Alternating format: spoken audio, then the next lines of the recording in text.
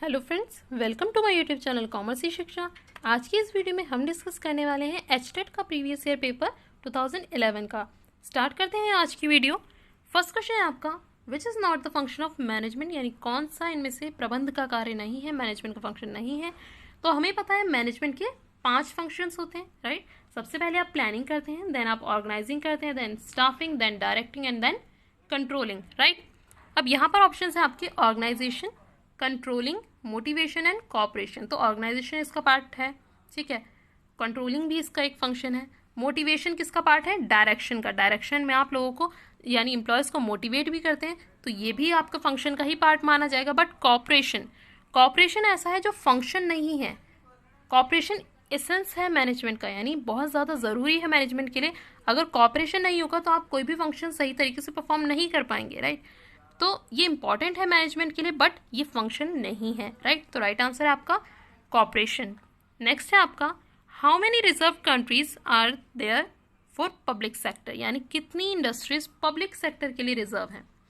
तो देखो पहले जो था, पहले 8 थी, ठीक है। पहले 8 इंडस्ट्रीज रिजर्व थी पब्लिक सेक्टर के लिए, बट अब ये चेंज हो गई हैं और अब ये कितने पे आ गई हैं? 3 पर, ठीक है। 3 कौन कौन सी? एटॉमिक एनर्जी, रेलवे, और थर्ड भी आपकी एटॉमिक एनर्जी से ही रिलेट करती है। तो ये 3 इंडस्ट्रीज ही रिजर्व हैं पब्लिक सेक्टर के लिए। अगर आपके पास ऑप्शन में 3 ना हो, अगर उन्होंने आपको ऑप्शन में 3 ना दिया हो और इसकी जगह आपको 2 दिया हो, तो आप 2 पर भी टिक कर सकते हैं। बट 2 आप तभी टिक करेंगे जब ऑप्शन में 3 ना हो, क्योंकि कई जगह इसका आंसर 2 भी है, क्योंकि वो सिर्फ एटॉमिक एनर्जी और रेलवे को ही 2 इंडस्ट्रीज मानते हैं, ठीक है। बट फर्स्ट प्रेफरेंस आप 3 को देंगे, राइट। नेक्स्ट क्वेश्चन है आपका, bill discounted with a bank but not matured is, यानी आपने एक बिल बैंक से डिस्काउंट करा लिया जिसकी पेमेंट अभी आपके पास आनी थी, आई नहीं, आपने एडवांस में उसे बैंक से ही डिस्काउंट करा लिया। यानी आपने बैंक को क्या दे दिया? बैंक को आपने बिल दे दिया और बैंक ने आपको उसके बदले पे पेमेंट कर दी, ठीक है। अब बैंक को पेमेंट कौन करेगा? बैंक ने आपको पैसा दिया तो बैंक को अपना पैसा वापस चाहिए। बैंक को पेमेंट करेगा वो थर्ड पर्सन जिसके नाम पर वो बिल है, वो अब बैंक को पेमेंट करेगा, राइट। तो आपके लिए लायबिलिटी बिल्कुल भी नहीं है। क्यों? क्योंकि आपने तो बैंक से बिल डिस्काउंट करा लिया और आपको बैंक को पैसे भी नहीं देने, क्योंकि बैंक को पैसे कौन देगा? वो थर्ड पार्टी जिसके यहाँ पर बिल है, ठीक है। तो ये आपके लिए लायबिलिटी नहीं है। लायबिलिटी कब बनेगी? जब ये थर्ड पर्सन रिफ्यूज़ कर देगा पैसे देना, ठीक है, मना कर देगा, ठीक है, कि अब मैं पेमेंट नहीं कर सकता, बिल आपका डिसोन हो जाएगा, तब आपके लिए लायबिलिटी बनेगी। क्योंकि बैंक के पास अगर ये पर्सन नहीं पहुंचा तो बैंक किसके पास पहुंचेगा? आपके पास, कि भाई आप जो पेमेंट लेके गए थे वो पर्सन तो आया नहीं, ठीक है, तो अब आपको ही पेमेंट करनी पड़ेगी, राइट। तो ये आपके लिए अभी तो लायबिलिटी नहीं है, ये फ्यूचर में आपके लिए लायबिलिटी बनेगी जब वो पर्सन वो बिल नहीं पे करेगा। तो ये अभी आपके लिए क्या है? ये आपके लिए कॉन्टीजेंट लायबिलिटी है। कॉन्टीजेंट लायबिलिटी जो दूसरी फैक्टर पर डिपेंड करती है। अगर उस थर्ड पार्टी ने बिल नहीं पे किया तब जाकर ये आपके लिए लायबिलिटी बनेगी। तो अभी आपके लिए क्या है? ये कॉन्टीजेंट लायबिलिटी की हो भी सकती है, नहीं भी हो सकती है। थर्ड पार्टी ने पेमेंट कर दी तो नहीं होगी, लेकिन अगर उसने नहीं की तो आपके लिए लायबिलिटी बन जाएगी। इसलिए अभी आपके लिए कॉन्टीजेंट लायबिलिटी है। नेक्स्ट क्वेश्चन पर आते हैं, the balance of petty cash book is, petty cash book का बैलेंस आपके लिए क्या कहलाता है? Income, asset, liability and expense. तो देखो पैटी कैश बुक की तरह ही होती है, बस पैटी कैश बुक में आप क्या करते हो? पैटी एक्सपेंडिचर के लिए कैश मेंटेन करते हो, राइट। तो यहाँ पर जो पैटी कैश बुक है, ये जितने भी पैटी एक्सपेंसेस होते हैं, स्मॉल एक्सपेंसेस होते हैं, उनके लिए पे करती है। तो ये आपके लिए, जैसे कि मैंने कहा, ये कैश बुक की तरह ही है, तो इसका जो बैलेंस होगा वो क्या होगा? वो आपकी असेट होगा, ना कि एक्सपेंस। ये आपकी क्या है? असेट है, राइट। नेक्स्ट क्वेश्चन है आपका, RDBMS स्टैंड्स फॉर, यानी RDBMS की फुल फॉर्म क्या है? तो इसकी फुल फॉर्म है relational database management system. Option 2 यहाँ करेक्ट होगा। रिलेशनल डाटाबेस मैनेजमेंट सिस्टम क्या होता है ये? इसमें आप डाटा को अपने मैनेज करते हो, स्टोर करते हो सही तरीके से, रो एंड कॉलम और टेबल्स की हेल्प से आप सही तरीके से अपने डाटा को स्टोर करते हो, ठीक है। तो इसका फुल फॉर्म यही है, relational database management system. Next question है आपका, मीनिंग ऑफ बिजनेसेस, यानी बिजनेस का मीनिंग क्या है? Sale and purchase of goods, commerce, industry and commerce and trade and commerce. तो इसका राइट आंसर है आपका इंडस्ट्री एंड कॉमर्स। इंडस्ट्री में आप फिनिश्ड गुड्स तैयार करते हैं, रॉ मटेरियल से जो भी आप प्रोडक्ट बनाते हैं उसे तैयार करते हैं फाइनल। एंड कॉमर्स में आप उन्हीं चीज़ों को एक्सचेंज करते हैं, गुड्स एंड सर्विसेज को एक्सचेंज करते हैं, राइट। तो इंडस्ट्री एंड कॉमर्स मिलकर ही बिजनेस बनाते हैं, राइट। तो मीनिंग ऑफ बिजनेस इसमें इसका थर्ड ऑप्शन करेक्ट हो जाएगा। नेक्स्ट क्वेश्चन है आपका question number 97। Income tax paid by the sole proprietor from business bank account this is debited to, यानी जो इनकम टैक्स सोल प्रोप्राइटर पे करता है बिजनेस बैंक अकाउंट से, वो कहाँ डेबिट किया जाता है। तो देखो सोल प्रोप्राइटर के केस में क्या होता है, सारा प्रॉफिट उसके अकेले का होता है, राइट। तो जो इनकम टैक्स वो पे करता है वो अपनी इनकम पर पे कर रहा है, इट मीन्स इनकम टैक्स उसका पर्सनल एक्सपेंस है, राइट।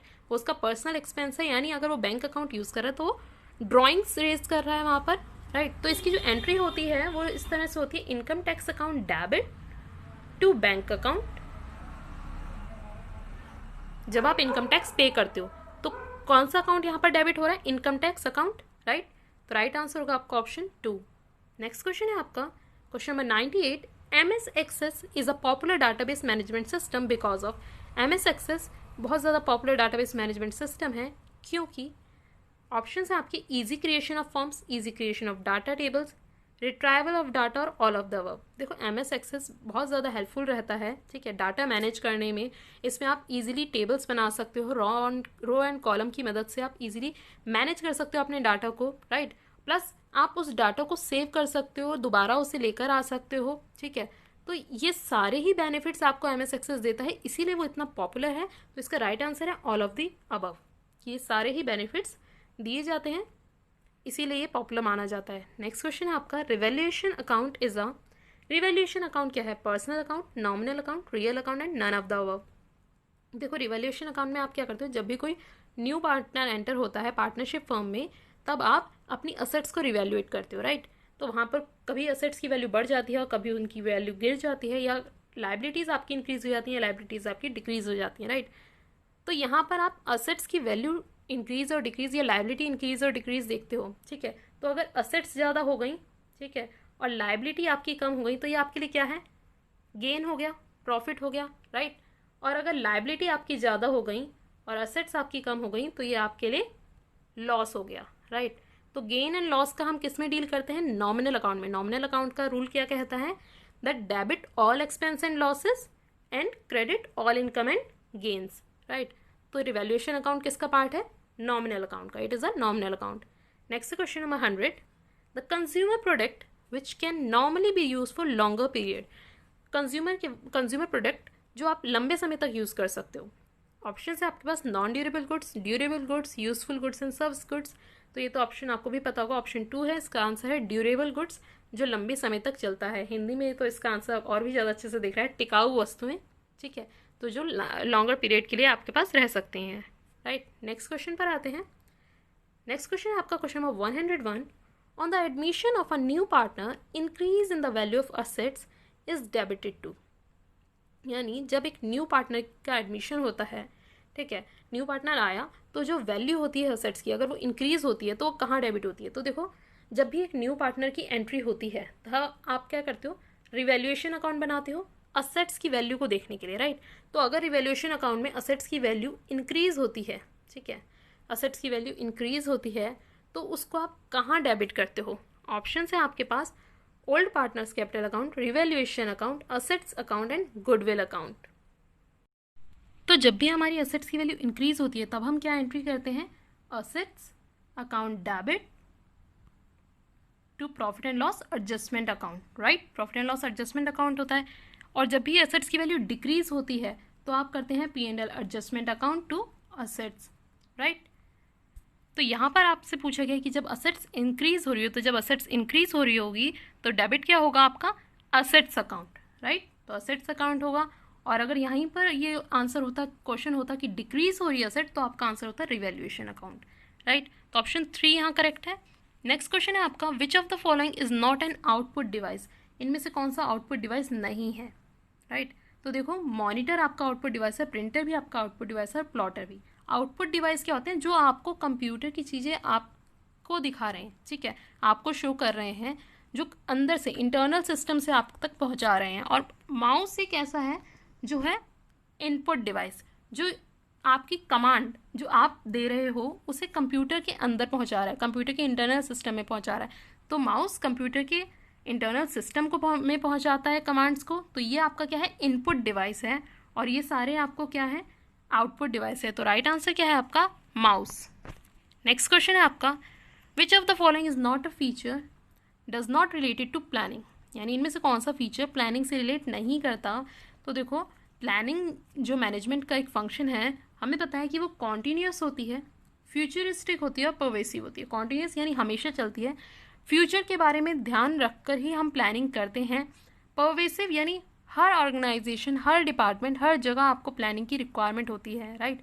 कोई कैसी भी ऑर्गेनाइजेशन हो, प्रॉफिट ओरिएंटेड हो या नॉन प्रॉफिट ऑर्गेनाइजेशन हो, ठीक है, स्कूल, हॉस्पिटल, घर, हर जगह आपको प्लानिंग की रिक्वायरमेंट होती है। तो ये तीनों ही इसके फंक्शंस हैं, इसके फीचर्स हैं, बट डेलीगेशन इसका पार्ट नहीं है।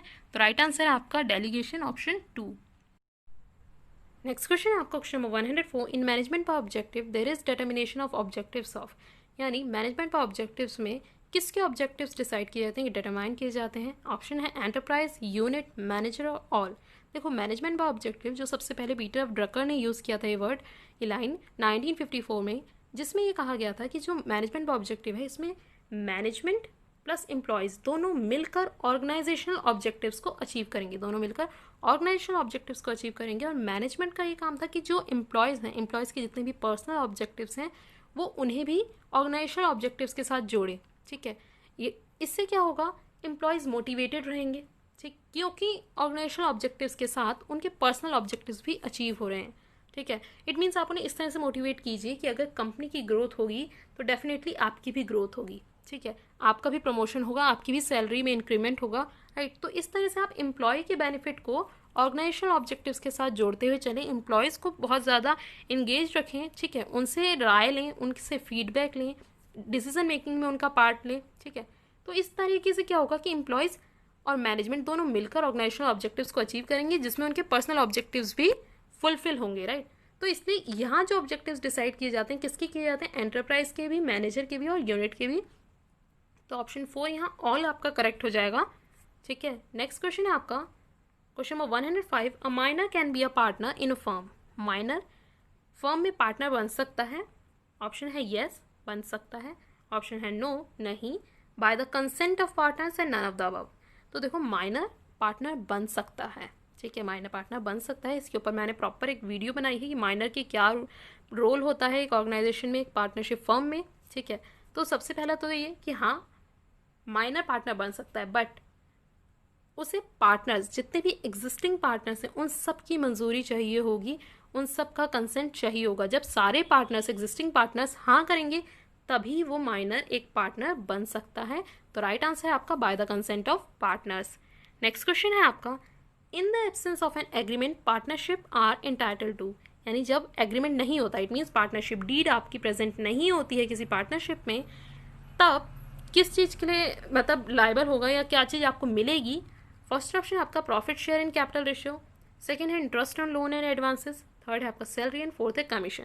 तो देखो, जब पार्टनरशिप डीड नहीं बनाई जाती तो सिर्फ और सिर्फ एक ही चीज़ के लिए आपको मतलब अधिकार मिलता है, वो है interest on loan and advances. यानी अगर किसी पार्टनर ने आपसे, आपकी फर्म से लोन लिया है तो उसे इंटरेस्ट पे करना पड़ेगा 6%, राइट, 6% इंटरेस्ट उसे पे करना पड़ेगा, और ना तो सैलरी के लिए लायबल रहेगा ना ही कमीशन, और जो उनका प्रॉफिट होगा वो आप इक्वल बांटेंगे, ना कि कैपिटल रेशियो में, राइट।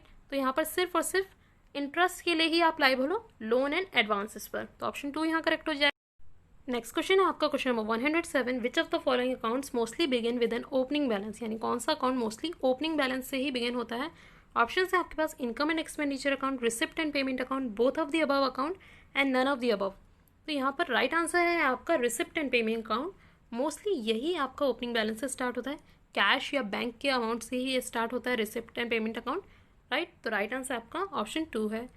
क्वेश्चन है आपका question number 108, the competition act 2002 has replace the, यानी कॉम्पिटिशन एक्ट 2002 ने किसे रिप्लेस किया।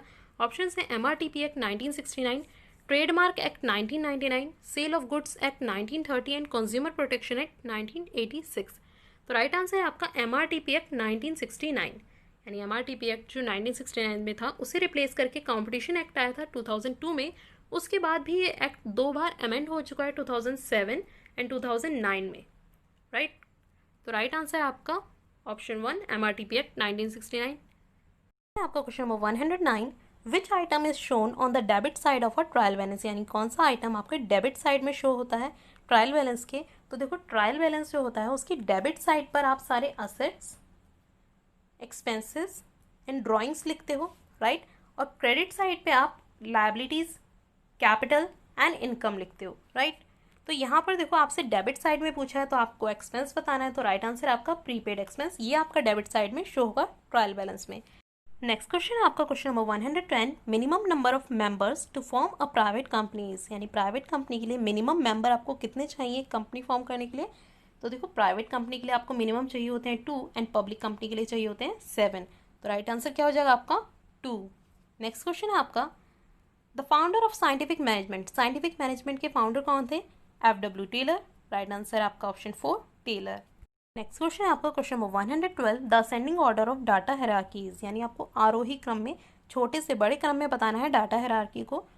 तो राइट आंसर आपका option 1 bit, byte, field, record, file, database, यही आपका करेक्ट ऑर्डर है असेंडिंग ऑर्डर में, यानी छोटे से बड़े क्रम में, राइट। नेक्स्ट क्वेश्चन है आपका, in the modern age management is, modern age में मैनेजमेंट कैसी है, मतलब वॉलेंटरी है, आपकी इच्छा है आप करना चाहो मैनेज या नहीं, कंपलसरी है या नेसेसरी है या नॉट कंपलसरी है। तो देखो आज के टाइम पे अगर आप मैनेजमेंट नहीं करोगे या मैनेज नहीं करोगे किसी चीज़ को तो आप सक्सेस नहीं हो सकते, तो ये आज के टाइम पे कंपलसरी है, राइट। तो ऑप्शन 2 यहाँ करेक्ट हो जाएगा। नेक्स्ट क्वेश्चन है आपका question number 114, right of transfer of share is restricted इन, यानी शेयर्स को ट्रांसफर करने का राइट किस में रिस्ट्रिक्टेड है, पब्लिक कंपनी में, प्राइवेट कंपनी में, कोऑपरेटिव सोसाइटी में, पार्टनरशिप में। तो देखो शेयर्स सिर्फ और सिर्फ पब्लिक कंपनी और प्राइवेट कंपनी के होते हैं, right. Cooperative society and partnership के तो हो नहीं सकते। तो पब्लिक कंपनी में शेयर्स पब्लिक को इशू किए जाते हैं और उनके पास राइट भी होता है कि वो शेयर्स ट्रांसफ़र कर सकते हैं, बट प्राइवेट कंपनी के ऊपर रिस्ट्रिक्शंस लगी होती हैं, वो मतलब ईजिली ट्रांसफ़र नहीं कर सकते शेयर्स, वहाँ पे बहुत सारी रिस्ट्रिक्शंस होती हैं। राइट आंसर आपका option 2 private company. Next question है आपका question number 115, Indian rupee is, Indian rupee क्या है, अ हुंडी, अ promissory note, a bills of exchange और नन ऑफ द अबव। तो देखो आपने 100 रुपीज़ का नोट देखा होगा या कोई सा भी आप करेंसी नोट देख लीजिए, उस पर लिखा होता है मैं धारक को 100 रुपीज़ अदा करने का वचन देता हूँ, राइट। तो ये क्या होता है, देखो जो भी RBI जब प्रिंट करती है करेंसी नोट और उस पर जब गवर्नर साइन करते हैं, ठीक है, तो वो आपको प्रॉमिस करते हैं कि करेंसी नोट, देखो करेंसी नोट पर जब तक एक प्रॉमिस के साथ या एक RBI गवर्नर की सिग्नेचर के साथ वो नहीं आएगा उसकी वैल्यू ज़ीरो है, ठीक है, जब तक उस पर गवर्नर के साइन नहीं होंगे, राइट।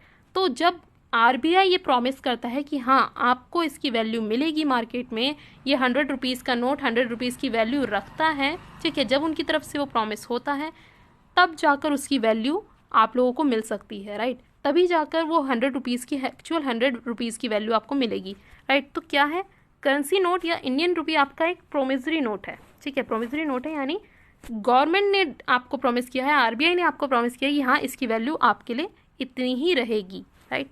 नेक्स्ट क्वेश्चन है आपका question number 116, the consumer protection act was introduced in, consumer protection act कब इंट्रोड्यूस हुआ था, तो ये इंट्रोड्यूस हुआ था 1986 में, जो अब ख़त्म हो चुका है और अब न्यू एक्ट आ चुका है 2019 में, consumer protection act 2019, right. Next question है आपका question number 170, salary prepaid account is a, salary prepaid account क्या होता है, personal account, real account, nominal account और फिक्टिशियस असेट अकाउंट, राइट। तो इसका राइट आंसर है आपका कि सैलरी प्रीपेड अकाउंट है आपका पर्सनल अकाउंट।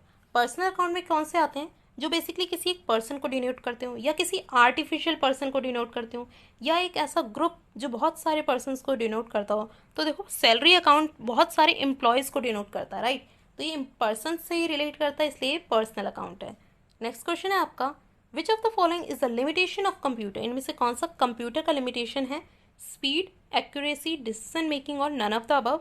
देखो स्पीड उसकी एडवांटेज है, एक्यूरेसी भी उसकी एडवांटेज है, बट डिसीजन मेकिंग यहाँ पर आ जाता है जो उसकी डिसएडवांटेज है कि वो वही करता है जो हम उसे करने को कहते हैं, ठीक है, वो अपनी तरफ से डिसीजन नहीं ले सकता, अगर हम उसे रॉन्ग मतलब इंस्ट्रक्शंस देंगे तो वो रॉन्ग ही आपको वर्क भी देगा, राइट। तो डिसीजन मेकिंग उसके पास नहीं है, यही इसकी लिमिटेशंस है।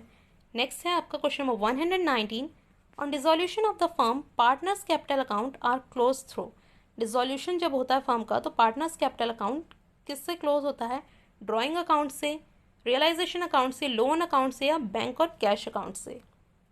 देखो जब भी डिसोल्यूशन होता है फर्म का तो पार्टनर्स कैपिटल अकाउंट क्लोज होता है through bank and cash account से, राइट। देखो सबसे पहले आप रिवॉल्यूशन अकाउंट बनाते हो, देन आप पार्टनर्स लोन अकाउंट बनाते हो, देन पार्टनर्स कैपिटल अकाउंट बनाते हो एंड देन आप बैंक अकाउंट पर आते हो। तो ये क्लोज होता है बैंक अकाउंट से। नेक्स्ट क्वेश्चन है आपका question number 120, an artificial person is artificial person हम किसे कहते हैं? तो देखो हमने अभी रिसेंट डिस्कस किया है जॉइंट स्टॉक कंपनी। तो कंपनी को कहा जाता है एक आर्टिफिशियल पर्सन क्योंकि वो पर्सन की तरह ही, बहुत हद तक पर्सन की तरह ही एक्ट करती है, ठीक है। वो अपने नाम पर लोन ले सकती है, असेट्स परचेज कर सकती है, किसी के ऊपर केस कर सकती है, इसलिए इसे आर्टिफिशियल पर्सन कहा जाता है। नेक्स्ट क्वेश्चन है आपका the evolution of system approach of management was after, यानी सिस्टम अप्रोच ऑफ मैनेजमेंट किस टाइम के बाद आया था? 1750 के बाद, 1850 के बाद, 1950 के बाद या 1930? तो सिस्टम अप्रोच ऑफ मैनेजमेंट आया था आपका 1960 में। तो ये आपका ऑप्शन 3 करेक्ट होगा कि 1950 के बाद आया था। नेक्स्ट क्वेश्चन है आपका द कर्ता in joint Hindu family business has, जो कर्ता होता है जॉइंट हिंदू फैमिली में वो उसकी लिमिटेड लायबिलिटी होती है, अनलिमिटेड लायबिलिटी, नो लायबिलिटी और जॉइंट लायबिलिटी। तो देखो कर्ता जो होता है उसकी अनलिमिटेड लायबिलिटी होती है, बाकी सबकी लिमिटेड लायबिलिटी होती है जितने भी अदर मेंबर्स होते हैं, बट कर्ता ही एक लौता ऐसा होता है जॉइंट हिंदू फैमिली में जिसकी अनलिमिटेड लायबिलिटी होती है, राइट। नेक्स्ट क्वेश्चन पर आते हैं। नेक्स्ट क्वेश्चन है question number 123, prospectus should be issued from its date of registration within, यानी प्रोस्पेक्टस किस मतलब रजिस्ट्रेशन से कितने दिनों तक इशू हो जाना चाहिए? 90 डेज़ के अंदर, 30 डेज़, 60 डेज़ और 120 डेज़। तो इसकी लिमिट है आपकी 90 डेज़, यानी रजिस्ट्रेशन के बाद ही 90 डेज़ के अंदर अंदर इसे इशू हो जाना चाहिए। क्वेश्चन है आपका question number 124, accounting standards for fix assets. Accounting standard fix assets किसके लिए है? तो इसके लिए मैंने बहुत अच्छी ट्रिक की वीडियो बनाई है कि आपको सारे अकाउंटिंग स्टैंडर्ड्स देखते ही याद आ जाएंगे। तो देखो फिक्स असेट्स है अकाउंटिंग स्टैंडर्ड 10 का, और इसकी जो मैंने ट्रिक बनाई थी वो ये थी कि देखो फिक्स असेट्स क्या होती है, आपकी लाइफ में आपकी वाइफ होती है और सारे हस्बैंड को ये लगता है कि उनकी वाइफ तैयार होने में 10 घंटे लगाती हैं, राइट। सारे हस्बैंड को लगता है उनकी वाइफ तैयार होने में 10 घंटे लगाती हैं, तो अकाउंटिंग स्टैंडर्ड 10 इसका राइट आंसर है। नेक्स्ट क्वेश्चन है आप question number 125, when entering field name how many characters you can type in maximum, यानी फील्ड नेम में आप कितने कैरेक्टर्स टाइप कर सकते हो? मैक्सिमम लिमिट आपसे पूछी गई है, तो इसकी मैक्सिमम लिमिट है 64, राइट। इसकी मैक्सिमम लिमिट है आपकी 64। नेक्स्ट क्वेश्चन पर आते हैं।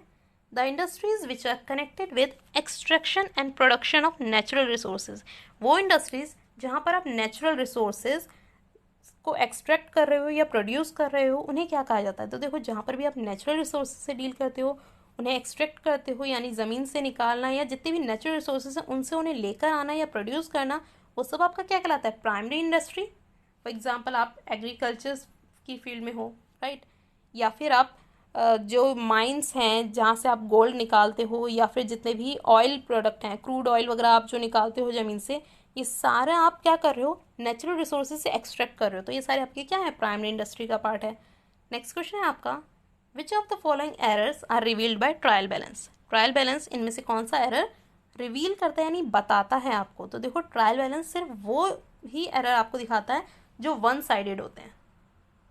वन साइडेड एरर्स ही वो शो कर पाता है, टू साइडेड एरर वो शो नहीं कर पाता, क्योंकि टू साइडेड में तो इधर भी बैलेंस हो गया इधर भी बैलेंस हो गया, तो वो सिर्फ वन साइडेड एरर ही शो कर पाता है।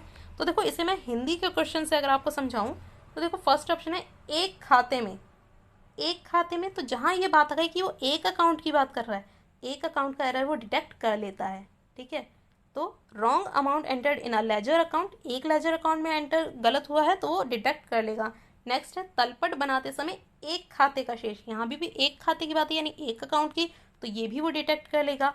Wrong totalling of subsidiary book, subsidiary book की टोटलिंग भी वो डिटेक्ट कर लेता है, तो ये तीनों ही एरर्स वो डिटेक्ट कर सकता है। तो राइट आंसर है आपका all of the above.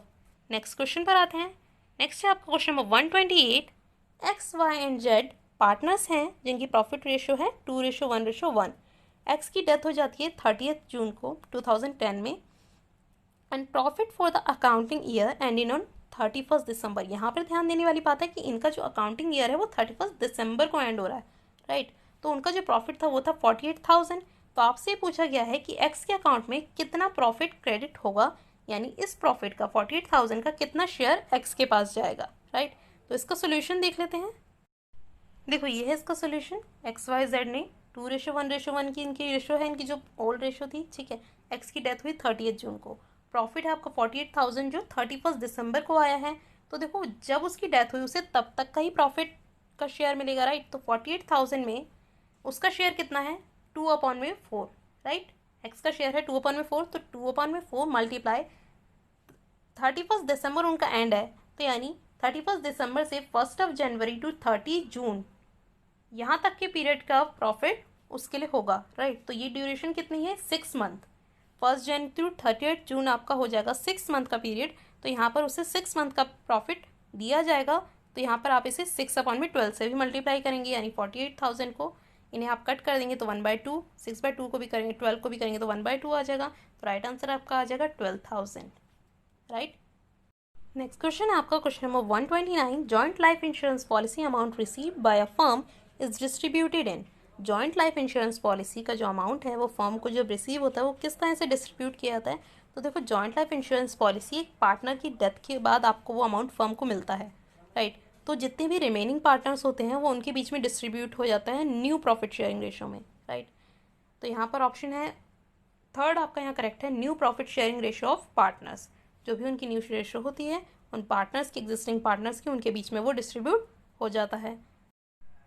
Next question है आपका question number 130, fix cost are those cost which do not vary with level of production, vary with level of production, increase with level of production and none of the above.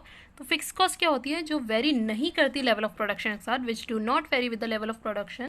अब देखो आपके पास एक plot है, उसका rent है आपका 10,000, ठीक है। अब आप इसमें 0 प्रोडक्शन करो या आप 100 गुड्स प्रोड्यूस करो या आप 1000 गुड्स प्रोड्यूस करो, आपको हर मंथ ही 10,000 रेंट तो पे करना ही है। तो फिक्स कॉस्ट वेरी नहीं करती with the level of production, production कितनी भी हो फिक्स कॉस्ट आपकी सेम ही रहेगी, राइट। तो राइट आंसर आपका फर्स्ट ही है।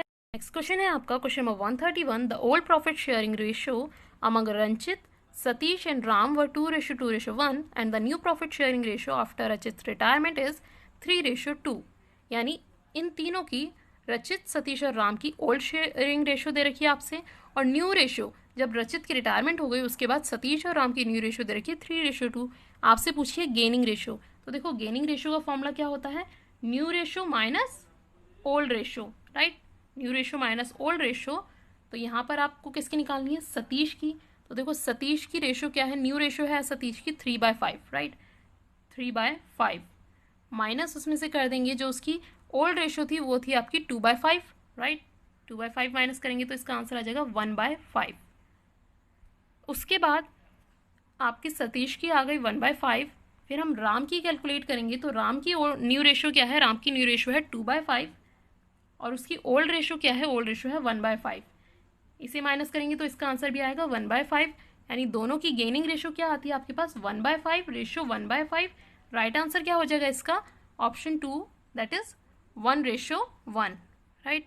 नेक्स्ट क्वेश्चन पर आते हैं। नेक्स्ट है question number 132, contingent liabilities are shown due to. Contingent liabilities जो हम शो करते हैं, ठीक है, नोट के रूप में आप उसे शो कर देते हैं कि ये कॉन्टीजेंट लाइबिलिटीज आपको लगता है कि ये हो सकती हैं इन फ्यूचर में, ठीक है।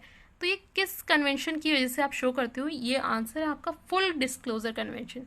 फुल डिस्क्लोजर कन्वेंशन क्या कहता है कि आपको जितने भी इंपॉर्टेंट एस्पेक्ट्स हैं, जितनी भी इंपॉर्टेंट इन्फॉर्मेशंस हैं वो सारी डिस्क्लोज करनी है, जो किसी के डिसीजन को अफेक्ट कर सकती हैं वो सारी इन्फॉर्मेशन आपको डिस्क्लोज करती हैं तो करनी है। तो कॉन्टीजेंट लायबिलिटीज़ एक ऐसा लायबिलिटी है जो फ्यूचर में हो सकता है, ठीक है। तो आपको उसके बारे में एडवांस में इन्फॉर्म करना है। फॉर एग्जांपल आपकी कंपनी के ऊपर कोई केस चल रहा है, ठीक है, और अगर आप केस हार जाते हैं तो आपको बहुत बड़ा लॉस होगा जो आपको पे करना पड़ सकता है। तो फ्यूचर में तो डिपेंड करता है, आप ये केस जीत गए तो कोई लायबिलिटी ही नहीं है, बट अगर हार गए तो आपके पास बहुत बड़ी लायबिलिटी फ्यूचर में तैयार है। तो वो कॉन्टीजेंट लायबिलिटी के बारे में आपको इन्फॉर्म करना ज़रूरी है। ये कहता है आपका कन्वेंशन ऑफ फुल डिस्क्लोजर, ठीक है। तो राइट आंसर आपका ऑप्शन 2। नेक्स्ट क्वेश्चन है आपका, SEBI was given statutory status on. SEBI को स्टैट्यूटरी स्टेटस कब मिला था, ऑप्शन है आपके पास 12 अप्रैल 1998, 30 जनवरी 1992, 1 अप्रैल 1992 एंड 30 जून 1990। तो देखो ये स्टेबलाइज तो हुई थी 12 अप्रैल 1992 में, बट इसे स्टैट्यूटरी स्टेटस मिला था 30 जनवरी 1992 में, ठीक है। तो राइट आंसर आपका यहाँ क्या हो जाएगा 30 जनवरी 1992। नेक्स्ट क्वेश्चन है आपका, decision is the selection among different alternative this statement is of. देखो डिसीजन मेकिंग के बारे में बहुत सारे स्टेटमेंट्स आए हैं, ठीक है, जो डिफरेंट ऑथर्स ने दिए हैं। तो ये जो स्टेटमेंट है that decision is the selection among different alternative, यानी डिफरेंट ऑल्टरनेटिव्स में से आप सेलेक्ट करते हो तब आप एक डिसीजन पर आते हो। तो ये स्टेटमेंट आपको दी गई थी जॉर्ज आर टेरी के द्वारा, ठीक है। तो राइट आंसर आपका George R Terry. Next question है आपका question number 135, from which account one person can draw money as many time as he like, यानी कौन सा अकाउंट है जिससे एक पर्सन जितनी बार चाहे उतनी बार मनी ड्रॉ कर सकता है। Fix deposit account, saving account, current account and recurring account. तो देखो fix deposit account and recurring account तो बिल्कुल भी हो ही नहीं सकते, ठीक है। उसके बाद सेविंग और करंट में आपका राइट आंसर है करंट अकाउंट। करंट अकाउंट ही एक ऐसा अकाउंट है जिससे आप मेनी टाइम्स ट्रांजेक्शंस कर सकते हो, राइट। नेक्स्ट क्वेश्चन है आपका debit balance of receipt and payment account indicate. देखो रिसिप्ट एंड पेमेंट अकाउंट में डेबिट साइड में आता है जो आपने रिसीव किया है और क्रेडिट साइड में जो आप पे कर रहे हो, ठीक है। तो डेबिट बैलेंस होगा, इट मीन्स रिसिप्ट साइड आपकी ज़्यादा बड़ी है, यानी जो आपके कैश है वो आपके पास ज़्यादा है, राइट।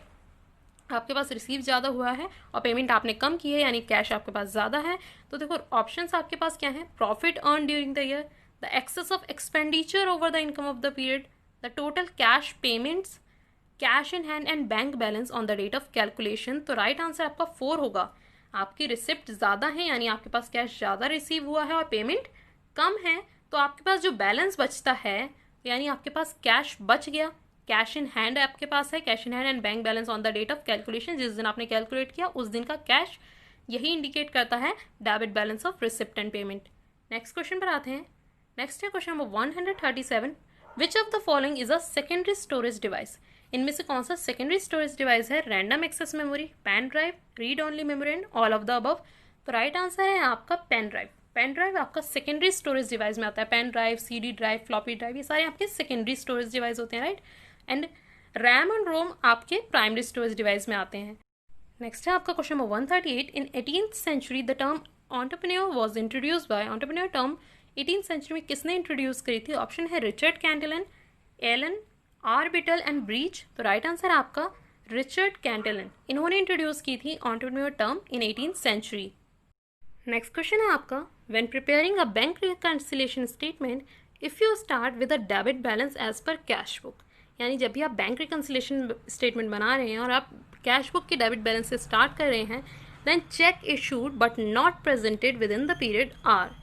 तो उसमें जो एक ये आपकी एक ट्रांजेक्शन है कि चेक इशू हुआ बट प्रेजेंट नहीं हुआ, तो ये क्या किया जाएगा, इस टर्म को ऐड किया जाएगा, डिडक्ट किया जाएगा, या फिर इसे एडजस्ट ही नहीं किया जाएगा, या नन ऑफ द अबव। तो देखो आपने जो चेक इशू कर दिया तो आपने तो अपनी तरफ से वो जितना, सपोज 100 रुपीज़ का चेक था तो आपने तो अपनी तरफ से उसे माइनस कर दिया होगा कि 100 रुपीज़ का चेक हमने तो इशू कर दिया, बट एक्चुअल में वो पर्सन तो पहुंचा ही नहीं बैंक के पास, ठीक है। तो यानी जो अमाउंट था वो विड्रॉ हुआ ही नहीं, तो इसे बैलेंस करने के लिए आपको क्या करना पड़ेगा, प्लस करना पड़ेगा 100 को अगेन, ठीक है, जिससे दोनों बैलेंस मैच हो जाए। तो राइट आंसर आपका फर्स्ट एडेड। नेक्स्ट क्वेश्चन है आपका, WTO came into existence in.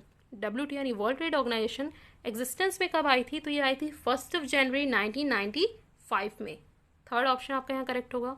Next question है आपका, levels of management are. Management के कितने लेवल होते हैं, तो देखो 3 लेवल होते हैं, top level, middle level and lower level, right answer आपका 3। नेक्स्ट क्वेश्चन है आपको question number 143, the gold card scheme is announce for. Gold card scheme किसके लिए अनाउंस की गई थी। ऑप्शन है share holders, exporters, importers and employees. तो देखो गोल्ड कार्ड स्कीम जो थी वो एक्सपोर्टर्स के लिए लाई गई थी। एक्सपोर्टर्स के लिए क्यों लाई गई थी, एक्सपोर्टर्स जिनका रिकॉर्ड अच्छा है, ट्रैक रिकॉर्ड अच्छा था क्रेडिट से रिलेटेड, यानी उन्होंने जो क्रेडिट लिया था वो टाइम टू टाइम पे किया, इंटरेस्ट टाइम टू टाइम पे किया, कहीं पर भी किसी भी तरह का उन्होंने फॉल्ट नहीं किया। तो इस तरह के जितने भी एक्सपोर्टर्स थे उन्हें गोल्ड कार्ड स्कीम दी गई थी, यानी उन्हें क्रेडिट फैसिलिटी और अच्छी दी गई थी इस गोल्ड कार्ड स्कीम के आने के बाद, राइट। नेक्स्ट है आपका, partnership act formed in. Partnership act कब फॉर्म हुआ था, 1932 में फॉर्म हुआ था, राइट।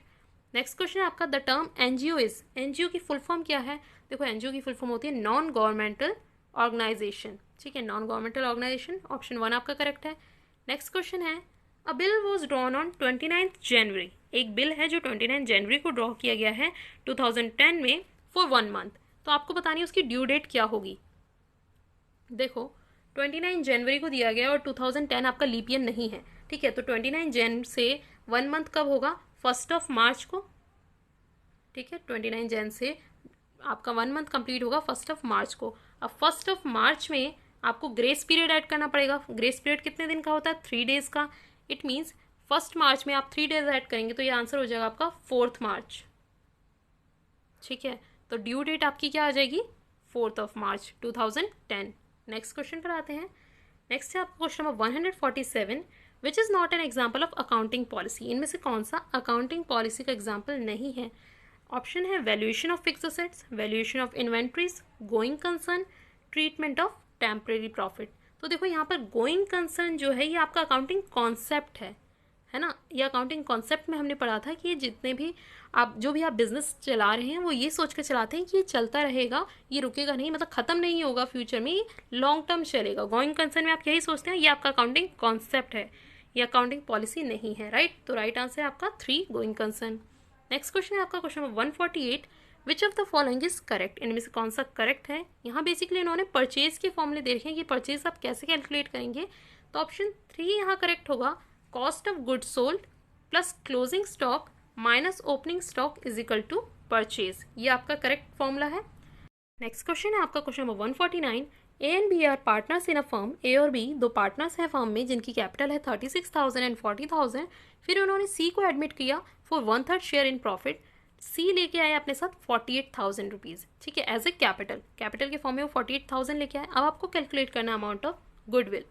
तो देखो ये जो क्वेश्चन है ये किसका है? ये हिडन गुडविल का क्वेश्चन है। हिडन गुडविल है जो आपको फाइंड करनी है, राइट। इसका सोल्यूशन देख लेते हैं। तो देखो ये है इसका सोल्यूशन। ए और बी पार्टनर्स हैं, सी 1/3 शेयर के लिए और कैपिटल 48,000 आए। यहाँ पर आपको हिडन गुडविल निकालनी है। तो हिडन गुडविल के लिए आप क्या करेंगे? जो सी कैपिटल लेकर आया है, ठीक है, सी कैपिटल लेकर आया है 48,000, राइट। फिर उसको मल्टीप्लाई करेंगे रेसिप्रोकल ऑफ सी शेयर, यानी जो सी का शेयर है उसकी की रेसिप्रोकल से आप मल्टीप्लाई करेंगे। तो 48,000 इंटू 3/1, ये आ गया आपका 1,44,000, ठीक है। ये आपकी कैपिटल निकली। फिर आप एक्चुअल कैपिटल निकालेंगे। एक्चुअल कैपिटल यानी ए बी सी तीनों की कैपिटल को प्लस करेंगे। ए की है 36,000, बी की 40,000 एंड सी अपने साथ लेकर आया कैपिटल 48,000। ये निकली आपकी 124,000, राइट। तो यहाँ पर एक्चुअल कैपिटल 124,000 है और इसके अकॉर्डिंग कैपिटल की वैल्यू बनती है आपकी 1,44,000। तो हिडन गुडविल का फॉर्मूला क्या है? Capital value minus actual capital. तो कैपिटल की वैल्यू निकली 1,44,000 और एक्चुअल कैपिटल है 1,24,000। तो राइट आंसर आपका क्या आ जाएगा? 20,000, यानी जो इसमें हिडन गुडविल है जो सी लेकर आए हैं अपने साथ वो क्या है? 20,000 की, राइट। तो यहाँ राइट आंसर हो गया आपका ऑप्शन 3। नेक्स्ट क्वेश्चन है question number 150, profession is related to. Profession किससे रिलेट करता है? सर्विसेज, बिजनेस एक्टिविटीज, स्पेशलाइजेशन और वेजेस। तो देखो प्रोफेशन स्पेशलाइजेशन से रिलेट करता है, जिसमें आपको किसी ना किसी चीज़ में स्पेशलाइजेशन होनी चाहिए। आप डॉक्टर हैं, लॉयर हैं, उस पर्टिकुलर एरिया की आपको स्पेशलाइजेशन होनी चाहिए, राइट। विशिष्टता हिंदी में कहें तो, ठीक है। तो यही आपका थर्ड ऑप्शन आपका करेक्ट हो जाएगा। यहाँ आपका ये क्वेश्चन पेपर कंप्लीट हो गया। 150 क्वेश्चंस पूरे इसके डिस्कस हो गए हैं, 90 to 150। अगर वीडियो पसंद आया हो तो प्लीज़ इसे लाइक कीजिए, शेयर कीजिए एंड सब्सक्राइब कीजिए मेरे चैनल को ऐसी और वीडियोस के लिए। और कोई भी क्वेरी हो तो आप मुझसे कमेंट बॉक्स में पूछ सकते हैं, कोई भी डाउट हो वो भी आप मुझसे पूछ सकते हैं। Thank you so much for watching the video.